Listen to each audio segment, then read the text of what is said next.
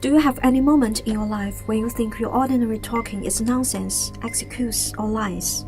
Have you ever felt like you are living under a social mask and actually you are different people at the same time? What if your life is an artificial persona? The film we're going to talk about here is exactly called Persona, directed by Ingmar Bergman. Elizabeth is a famous actress who suddenly stops talking during a performance. While convalescing on the coast as arranged by her doctor, she's cared for by a nurse, Ingmar. While Elizabeth keeps silent all the time, Ingmar does the talking. Then some changes take place in their personalities, which merge gradually, and the boundaries between their identities begin to blur. Even today, this film remains innovative and startling. Now this video essay is a bold attempt to discover what this film is, and simultaneously to introduce an alternative way to approach film. So before the discussion over the film, let me firstly explain how I deal with the film. Susan Sontag's essay, Against Interpretation, evaluates and criticizes interpretation, focusing on the representative meaning of arts. According to her view, the traditional Western art theory, which is staked out by the Greek theory of arts as mimesis and representation of real life, tends to categorize content and form, while regarding content essential and form accessory. A work of art is its content. Content hegemony persists in a way of encountering artwork among most people who take art seriously. They keep the habit of interpreting, digging behind the text, the manifest content, finding a subtext, the latent content beneath, which is the true one. The typical sentence structures they use are A really means B, or A symbolizes B. But Susan Sontag proposed, interpretation itself must be evaluated. To interpret is to impoverish, to deplete the world in order to set up a shadow world of meanings. It makes art into an article for use, for arrangement into a mental scheme of categories. Her argument reminds us, why don't we experience a film with our sensibilities, concentrating upon the artistic form, freeing ourselves from the itch to translate the story? After all, the merits of this film lies not only in the story, but also in how the story is told through formal strategies. So on the adventure exploring the perplexing persona, let's experience more immediately what we see. Let's say what it is instead of what it represents. Let's show how it is what it is, rather than to show what it means. Above all, I'd like to make clear the destination of our journey. How persona is made a metaphysical dilemma, the hopeless dream of being, which haunts both individuals and arts. And we give priority to the visible formal structures of this film instead of reducing the film into a story. Firstly, the main story is within a meta-cinematic frame, which gives this film a self-reflexive function. The prime mark of such a frame is the opening sequence, which obviously shows the mechanism of the start in film projection.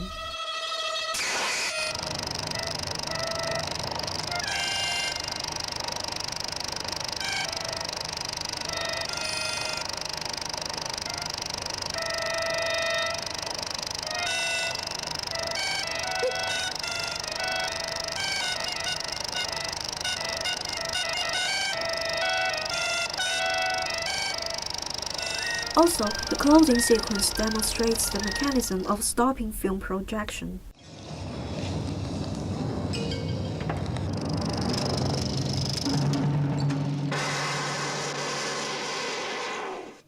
These images are apparently not at the same level with the main story body. The opening sequence informs us that the following story is a film, and the closing sequence tells the audience that they have finished watching a film. It is fair to say Persona is a film about a film. It is a film reflecting on itself. To some extent, film itself can be a persona under which the story is guised. And throughout the proceeding of the story, by some unconventional or even startling cinematic techniques, audiences are frequently reminded of this self-reflexive quality and also forced to re-evaluate film as an artistic form. One typical case in this regard is this. Elizabeth gets hurt after stepping on a piece of broken glass which is left on the ground by Ingmar deliberately for revenge. The two women look at each other, Then, suddenly and shockingly, the screen seems to crack and the story seems to break down.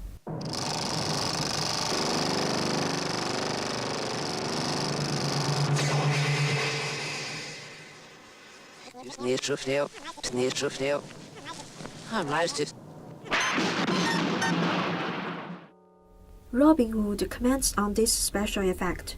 It is both theme and form. Actually, at this moment, the relationship between Elma and Elizabeth becomes extremely intense. Enormous anger and violence seems to be ready to outburst from Elma. The feelings the film wants to represent are too big for the capacity of film to represent. It is mediation on the limit of film. Film seems to be an inadequate means of representation and communication. As Bergman himself writes, I'm caught in a conflict between my need to transmit a complicated situation through visual images and my desire for clarity. It is a hopeless dream for cinema to represent what the world is being. And when we get inside this meta-cinematic frame, we can see how the plotline is also deviated from conventional narrative. Throughout the film, there are a lot of disruptive moments which lack any clear clue to whether they are the character's subjective fantasy or they are events really happening to the character. For instance, we see Elizabeth go into Elma's bedroom at night, but the next day Elizabeth denies it. Var du inne hos mig i natt?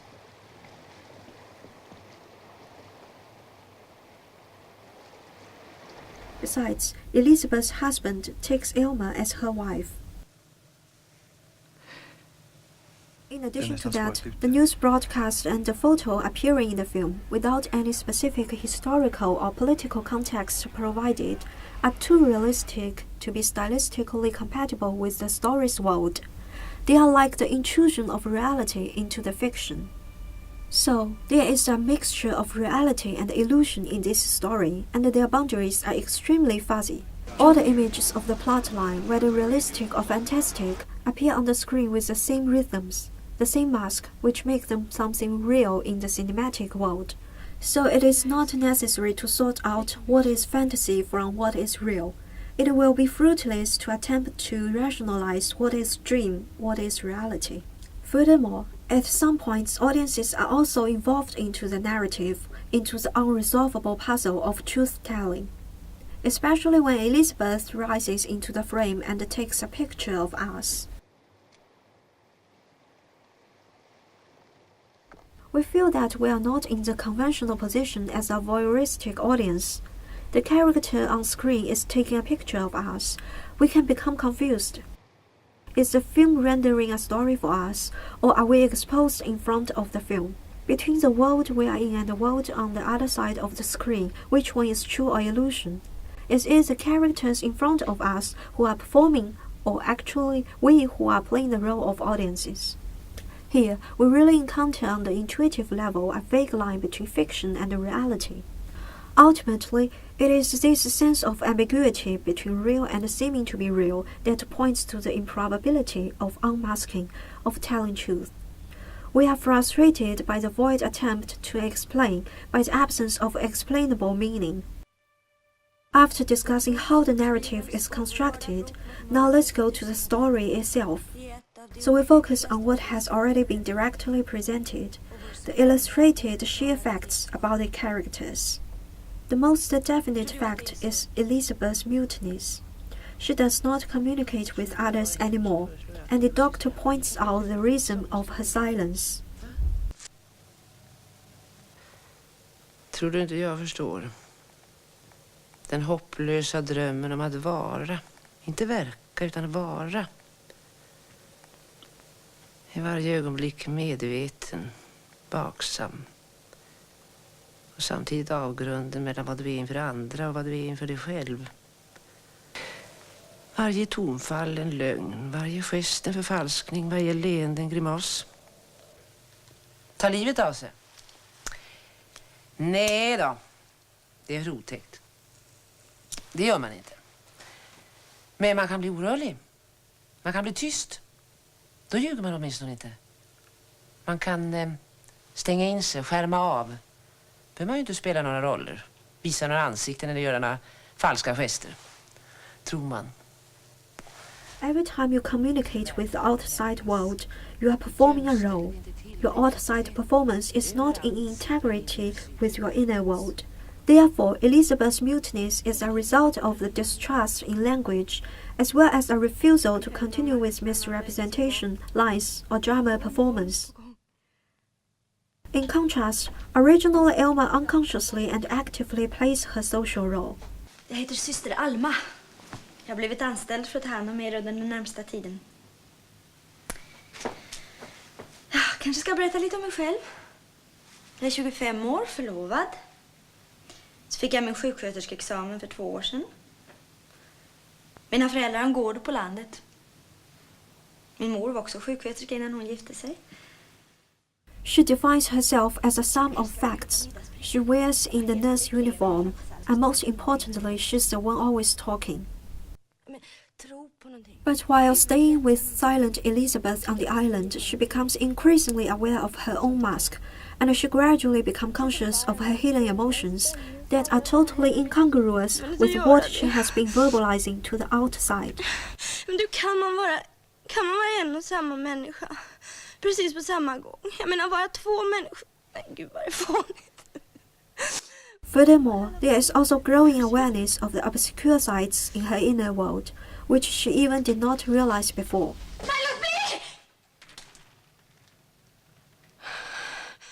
Then Elma breaks down into incoherence. Säg värja ingen.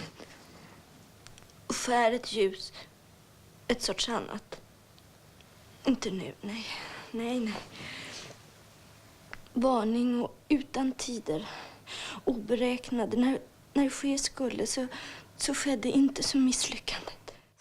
This story goes beyond the failure of communication.